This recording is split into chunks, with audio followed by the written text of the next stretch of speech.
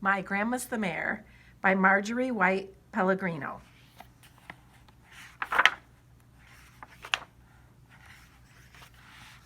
My grandma is different from other grandmas.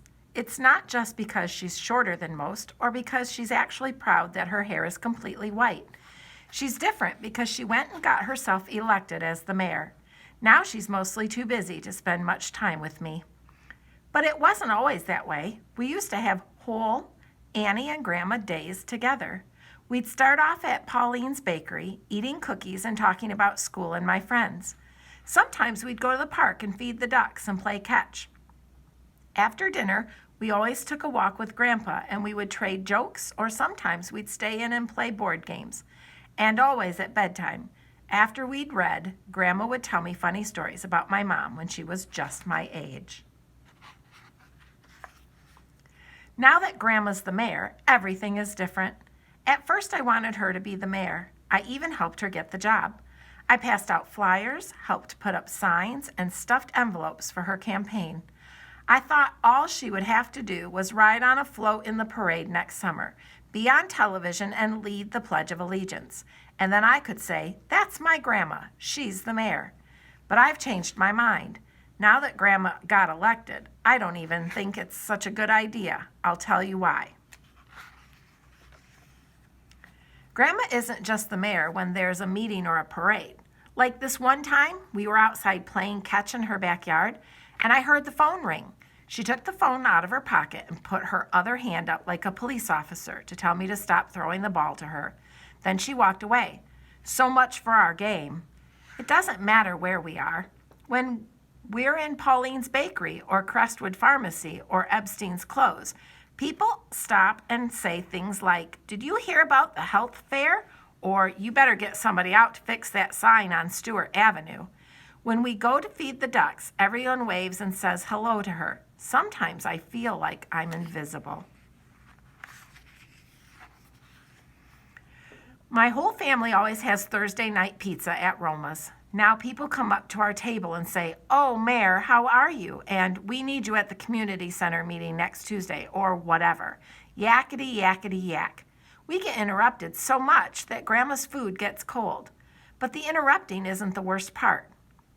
Once when we were taking a walk, Mrs. Lufa stopped us and told Grandma about how fast cars zoom past her apartment house. Her voice got louder and louder, and she sounded really mad. I wanted to tell her to stop talking to Grandma like that, but I was too scared. "She wasn't really yelling at me, Annie," Grandma said, and she gave me a hug. "She's just upset about the cars. She has a problem, and it's my job to help people find ways to solve problems." Grandma doesn't even yell back. I would if I were the mayor. Mom says I should try and look at the bright side. Okay, I guess there are some good things about Grandma being the mayor. Like when I visit her office and she's not too busy, she takes me downstairs to the police station.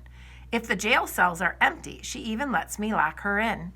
Sometimes when Grandma cuts the ribbon at a news store, she takes me along, and I get my picture in the newspaper. Last summer, I got to see drawings of the new playground at the park before anyone at school did. And once, when there was a blizzard, Grandma rode in the snowplow to see how many trees had fallen down and how slippery the streets were. She had the driver beep the horn when they rode past our house. That was one time I wished I could be the mayor. When Mom and I walk over to the library Friday after school, I tell her I do like some things about Grandma's new job, but I still miss the way it used to be. "When will Grandma be done being mayor?" I asked. "Not for a long time," Mom says and squeezes my hand. "Maybe what you need is an Annie Grandma sleepover." I think Mom is right. Mom calls Grandma as soon as we get home. I can hardly believe it.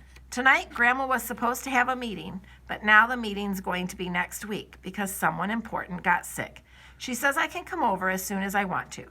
It takes me exactly 1 minute to stuff my pajamas and toothbrush in my backpack.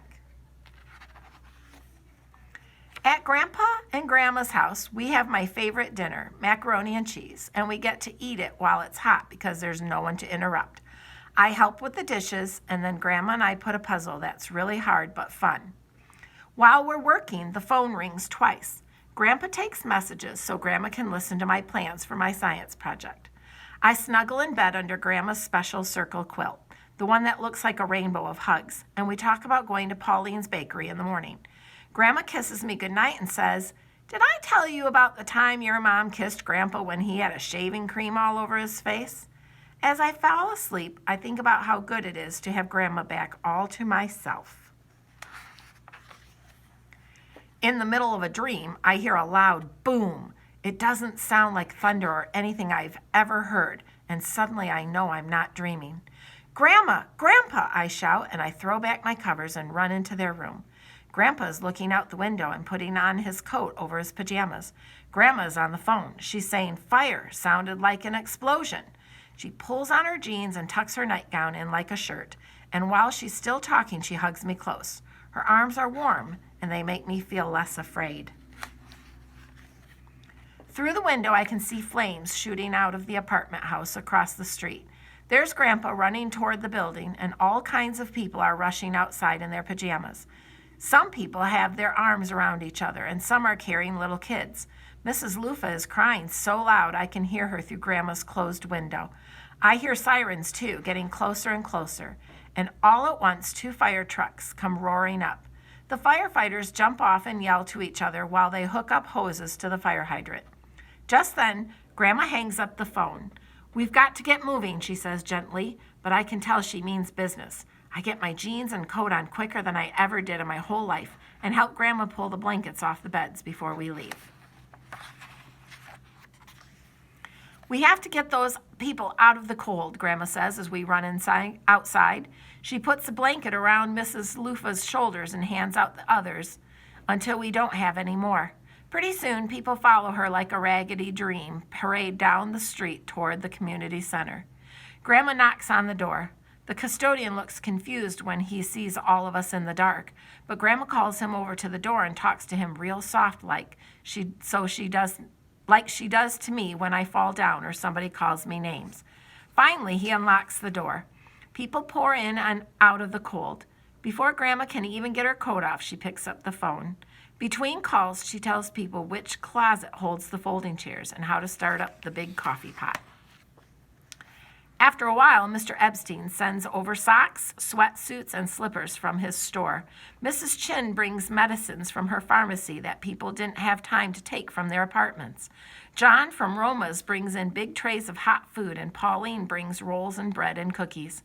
Grandma helps dish out the meals and hugs the people who look afraid and sad. With some people, she laughs because they are so happy no one was hurt. Grandma knows just how to make everyone feel better. I start to think about what I can do to help, like Grandma does. I've got it. I run up to Grandpa, who is helping John from Roma's clear off tables. "Can you please take me home?" I ask. "I want to get some stuff for the kids so they'll have something to do besides think about the fire." "That's a plan, Annie," he says, and we're out the door as soon as we can get our coats on. I make so much noise running into the house that Mom and Dad wake up. "What's going on?" asks Dad in the hallway. He and Mom are trying to get their robes on. I don't realize I'm yelling when I tell them about the loud explosion and the fire right across the street from Grandma and Grandpa's house, until Grandpa puts his hand on my shoulder. He says in a calm voice to Mom and Dad, who look kind of worried, "Everything is fine. The situation is all under control." He tells Mom about the community center while Dad helps me get some board games and books. The sun is starting to come up as we load the car. "Look," I show him, "it's a new day." "That turned out to be some sleepover," says Mom later after Grandpa brings me home again. I laugh even though I am still a little sad about losing my special time with Grandma. At first I was scared about the fire, and then I was a little mad, and then I wanted to cry, I tell her, but it turned out okay. "What made it okay?" Mom asks gently, like she might already know the answer. "I think because I got to help," I say. "It felt the way I feel when I get an A in a hard class at school. Maybe even better than that. But I still want to have an Annie Grandma time again soon." "I think that's a good idea," Mom laughs. That night, when I snuggle in my own bed, I think about Grandma. I know she can't always play games with me and do things other grandmas do because she has meetings and mayor work.